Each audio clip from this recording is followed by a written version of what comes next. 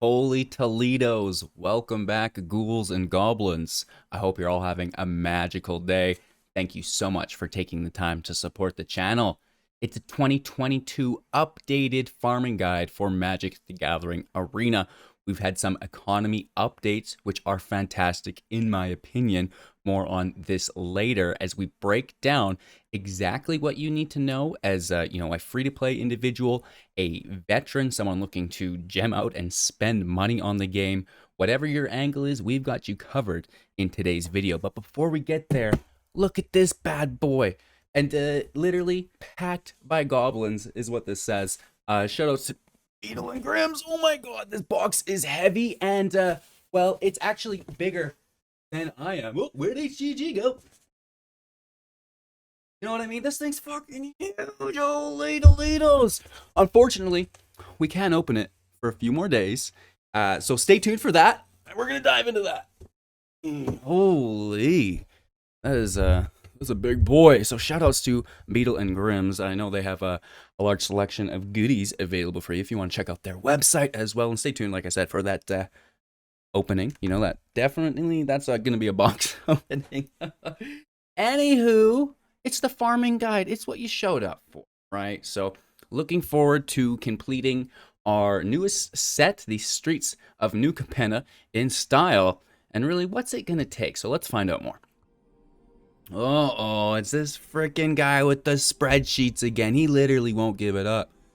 Well, I love it. And of course, I welcome all of you to peer review this, as I can only count to 4 and I build all of my decks by just looking at the pictures, right? So if anybody wants to go in and check my work, I would super appreciate it. And again, this is something that we do edit as the sets come out. And we've got our latest update here for April 23rd, 2022. And this is the event update and the play-in point upgrade to the economy, if you will. The traditional draft has been changed. The constructed events have been changed in their reward structure, which, of course, we have updated on the corresponding tabs, which is quite nice here as well. So everything is, on the bottom row in your tabs. You don't have to worry about any of that as the user of this spreadsheet, which is absolutely fantastic. So things you need to know. It's been updated, fantastic. And then there's this black box up top. You're going to punch your win rate into this. Easy peasy, lemon squeezy. You can track your win rate with a variety of deck trackers. I personally use Magic the Gathering Arena Assistant. That's going to be available for free within my link tree if you want to download it. Of course, there are multiple others that you can check out as well. That's just what I use, right? So track your win rate for the corresponding formats, right? Obviously, constructed and limited are going to be a little bit different for that win rate based on what you're used to. And then you just, plug in your win rate willy-nilly from what your tracker says, and then it's going to spit out different information. See if we go a 0% win rate, which actually, believe it or not, is profitable in certain aspects, at least more so than just purchasing packs, which is mind-blowing to many people, but very, very cool. So, put in your win rate here. We're saying that we've got a 62% win rate. Easy peasy lemon squeezy. Just punch that in. Of course, for yourself, you have to follow these directions here. So file, make a copy for yourself, and then you'll be able to edit this individually, or else we're all going to be, trying to edit that same cell, and just it's not going to be a great time. So make your own copy. It's fine. Come back next set, and I'll have an updated version for you, hopefully, if anything changes. So now that you know your win rate, you've put it into the sheet. You can check out which format you want to play. It's player's choice, right? With the new upgrades to constructed, I really do think that they're more so on par with the limited events. Typically, if you were trying to complete your collection, the limited events were by far better. And now it's really evened up a little bit, which is quite nice. So dealer's choice, whatever you want to play, that's okay. Personally, I'm recommending this traditional draft. And this is because you can go infinite within traditional draft with the lowest win rate, right? So it's going to be the most conducive to completing your set without having to spend any money. And I know many of you are free-to-play individuals, or just budget players, and of course, who doesn't like to save a little bit of money on their Magic budget because, you know, every set coming out, there's secret layers, there's new products. It's like, oh my gosh, stop it. I don't have any more money. Anywho, you can go infinite within the traditional draft at just 68% win rate within it, which is super exciting. Again, the play-in points have been updated here, and the packs have been adjusted from the IRCs in the constructed events. So now how does this help you, right? Other than the fact that you can project your winnings based on an average. Take note as well before we move on, I suppose, that a negative net is acceptable as long as other rewards, the packs or the IRCs, potentially the gold or gems, right, outweigh the difference, right? Depending on what we're paying to enter, whether it's gold or gems, right? And then remember also that there's been an adjustment where we've added the 6 initial packs that you receive for entering a sealed to the rewards, because that's, you know, how it works.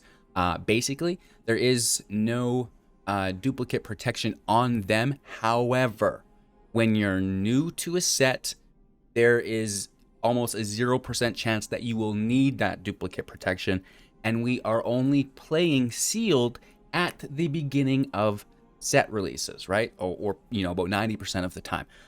So, you know, take that into account. And then if you're wanting to do, you know, quick maths as to the value of the other rewards, pack is 200 gems or 1,000 gold, right? So it's really easy to convert the currency this way. Play points are worth 100 gold as well in additional value. That's maybe something that I should have included, but irrelevant for now, as we'll just be using those points to enter the competitive play-in events. And if you've not seen the competitive changes to Magic the Gathering Arena, there is $200,000 up for grabs every 4 months, available just by playing and competing digitally in Arena. And these will now feed into the Pro Tour, feed into the World Championship, which is ridiculous. I have a video going down on that in depth. Going down on it. Are you sure, bro? That's a choice words. Anywho, if you're interested in learning more, we'll have that pinned in the comments below. Moving on, rare drafting is not included here either. As you are drafting, you'll be able to pick rares from those packs to help complete your collection at an expedited rate, which I do recommend. If you're using Assistant, I think it's just left shift, left alt, or maybe left control, one of those combinations, and it's going to show you how many of each card you have, so you know if you have all 4 rares or not, or you just pick that rare up and that's one less pack that you need to collect, which is super exciting. So what are the 3 R's of farming? Reroll your 500 gold quests into 750s. Make sure that you save a 500 gold quest, so in case when tomorrow comes and you get that new quest, if it's a 750, you can still use your daily reroll on that old 500, right? Because, you know, they're not always going to reroll into 750s. So you want to maximize those 750s that you have access to. Rare draft, we talked about this a little bit, where, you know, make sure you're taking those rares, make sure you're taking those mythics that are made available to you within the limited formats. Sealed, you auto keep them, but in draft, you will have to pick them yourselves, and then reinvest. Wildcards should be spent completing past sets that are not frequently available to draft, right? Old sets do not come out available to draft very frequently, very rare, and if you need to complete that whole set, holy, hashtag good luck, right? So in my opinion, all of the wildcards that you accumulate that you don't need for decks that you're just stacking up should be spent on old sets, right? The historic stuff, you know, God forbid I say jump start, because there are a lot of cards to collect. This is in direct contrast to many's belief, where you would spend your commons and uncommons right away on a new set before you open your packs, so you can progress through the wheel to earn rare and mythic wildcards. How I do agree with this strategy. I don't think it should be implemented until you already have your common and uncommon completion through all of the past sets, because those past sets are hard to get a hold of, where the new set is right there, and you can complete that new set through the fields, through the drafts very quickly. So you're not really missing out on anything than a few wheel wildcards, which again are minuscule at that. Depends on the individual though, right? Just my opinion. Wanted to share that. Moving on. So, now that we've talked about this spreadsheet, how to use it, of course, the graphs for the visualization there. We have the match record chances, as well as all the math behind this. If someone wants to go through, that would be fantastic. But moving on now to the set completion calculations, which is pretty cool. So this is just going to give us, again, an idea of how much time or,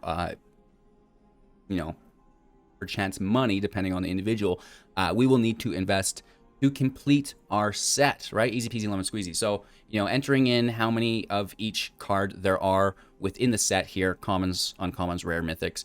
You can find the totals here. It's just a Wikipedia link going to all of the Magic sets if you need to change this graph up or table up at all, I suppose. And then the wildcard rates, the wildcard wheeled rates, and then we get an official drop rate / progress from Magic the Gathering for Arena, which is nice. And then we have some sample data, which is a little bit old. Looking to update this as we progress, but for now, the rough estimates are very close, and that's fine for me, giving my current time commitments. Oh no, this is what I mean, the ADHD. But we fixed that. Moving on.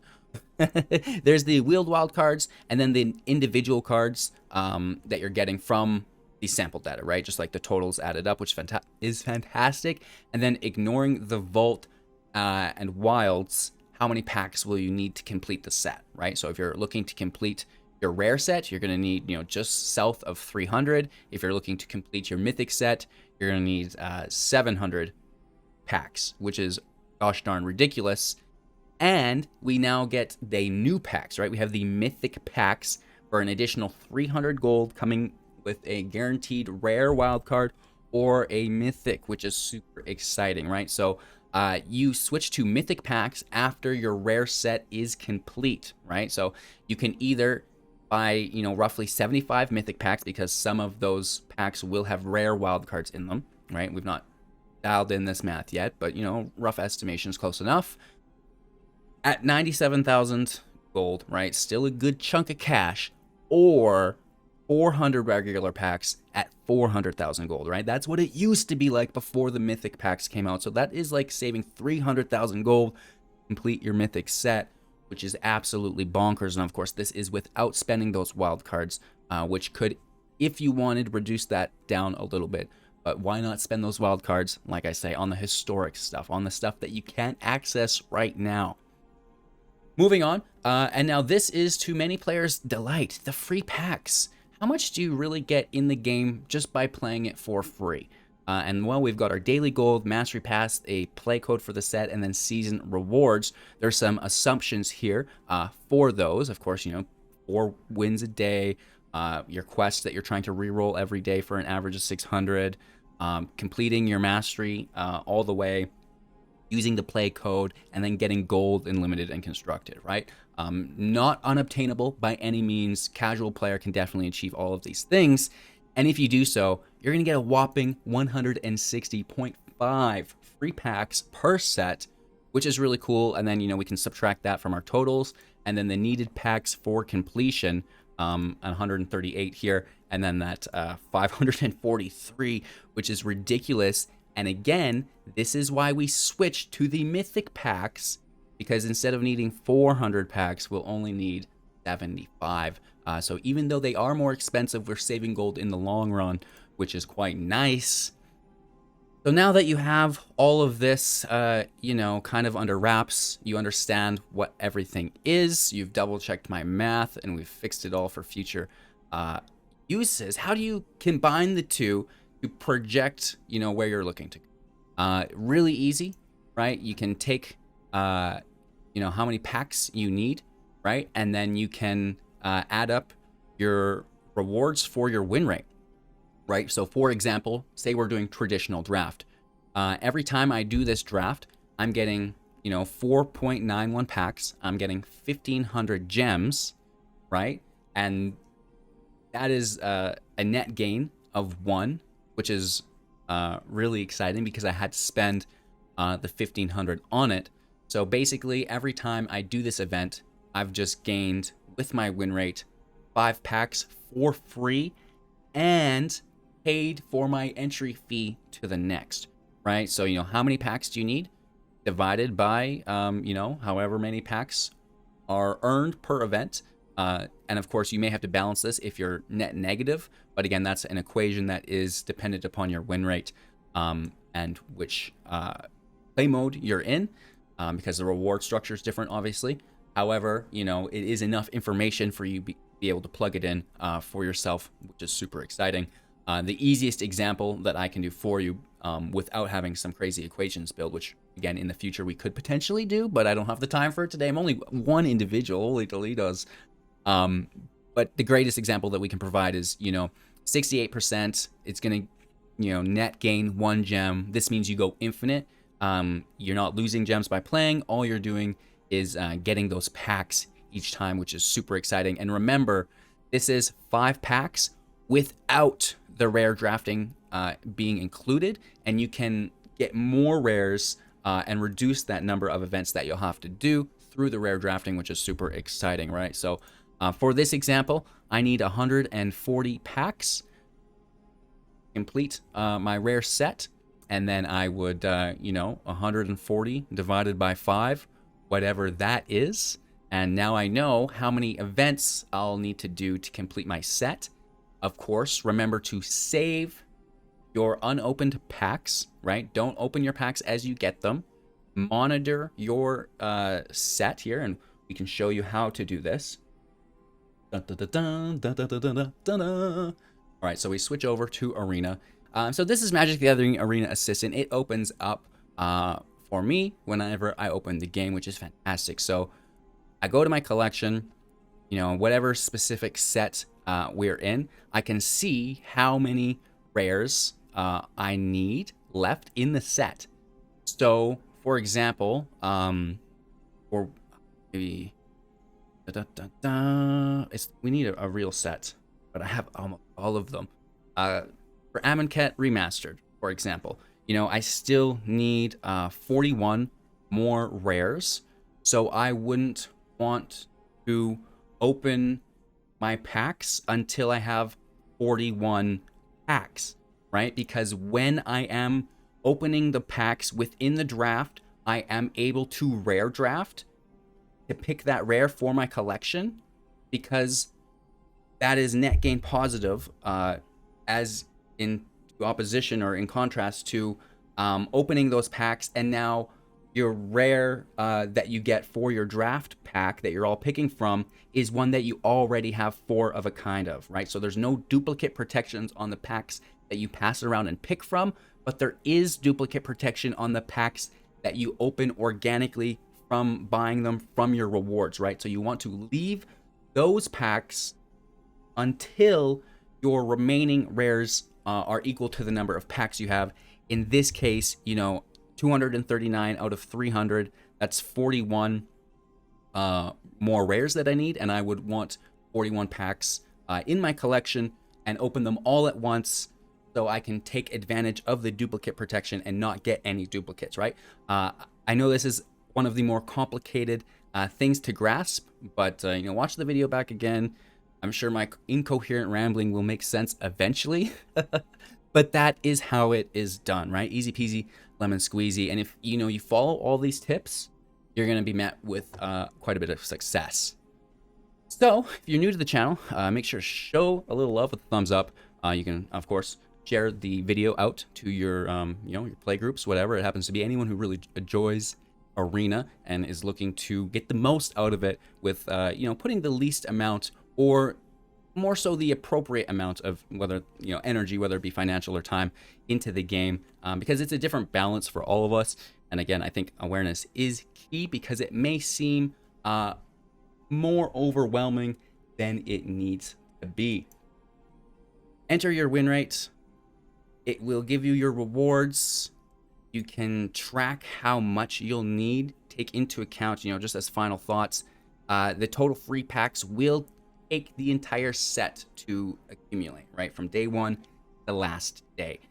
So you won't be completing your sets early if you are relying on these free packs. But again, there's a good chance that you'll finish that early. Yeah, and then of course, you know, if you're looking for content, we have the pre-release event coming out in a few days. I've got like 35 decks made. We've got the pre-release event handled. So if you're doing drafts and sealeds when it comes out, check out our limited archetype review, because we've got that handled there as well with your pick priorities and then the links to the guides.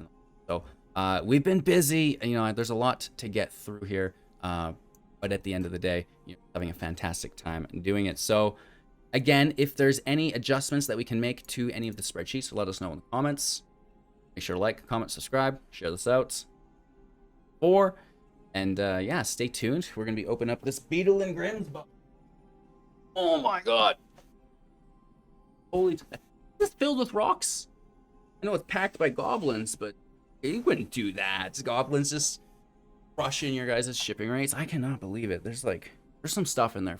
So super excited about that. Super excited about the pre-release event, and it is also my 3rd year on YouTube making Magic content, which is ridiculous. So we're gonna get some crazy stuff going on. We're maybe gonna let you guys choose my next haircut and beard shape potentially.